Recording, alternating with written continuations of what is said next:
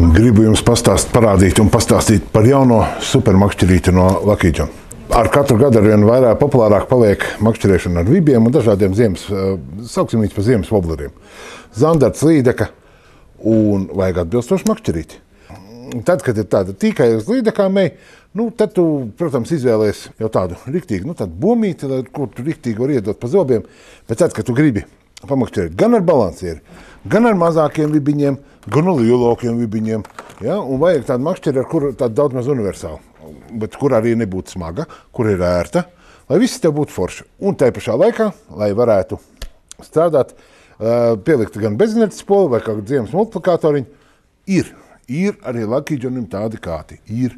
Un te ir tagad jaunais kātiņš, kurš ir veikalos, kurš var iet Salmo LV vai kādā no Salmo veikaliem, un te tie kātiņi ir. Lucky John X-Tech Perčik 63. Super interesants kārtiņš, ar tādu te pistoļu veida rokturi, lai būtu ērti strādāt, ērti turēt. Eva rokturīts, ērts un drošs spoles turētājs. Ja, pieskrojums no augšas, kur nekas nekur neatnāks vaļā. Pats kātiņš. Visumā stingrs, bet ļoti labi parādīs gan asaru copīti, gan arī to pašu zandarta līdzekļu copīti, tad, kad viņi tikko nevis uzreiz jau kā grāb, bet tā kā piebakst. Visu to mēs labi sadzirdēsim, jo kātiņš ir ļoti, ļoti skanīgs. Un tai pašā laikā, ja trāpās arī lielāka zivs, tad mēs tā, cērtam, un tālāk jau aiziet, tālāk viņš arī nelocās. Un te jau mēs sākam, te jau sāk strādāt bremzīte, viņš nomortizē pirmo tādu kaut kādu rāvienu, ja, zivju, bet tālāk, ka sāks bremzīt. Un mēs varam piecirst arī kārtīgam zandartam, iedot tā pa zobiem un lielai līdekai. Ja tu redzi normāli copi, tad dodam un reiz, šitā te. Tā, kad, ja jūs esat plēsēju mednieks, tāds jums noteikti vajag vismaz apskatīties uz šo te jaunumu no Lucky John, kuru mēs komplektējam ar vēl vienu jaunumu no Lucky John, vēl ziemas multiplikātoru, Micro Trigger LG. Ja? Šito liekam mēs klāt. Ziemas multiplikators, kuram strādā lieliski, strādā bremzīte, kuram mānekļa nolaišana lejā ir padarīta vēl ērtāka nekā bija iepriekšējai Micro spoļu paudzei.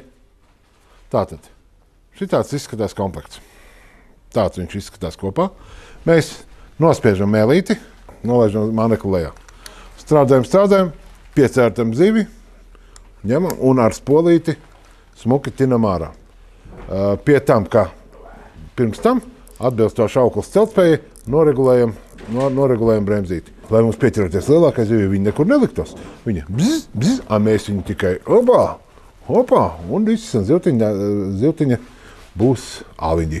Spolītes regulēšana, bremzītes regulēšana, viss ir pilnīgi tā noregulēt, ka vispār viņi nenostrādā. Tātad, tiem, kam patīk ar esnām auklām strādāt.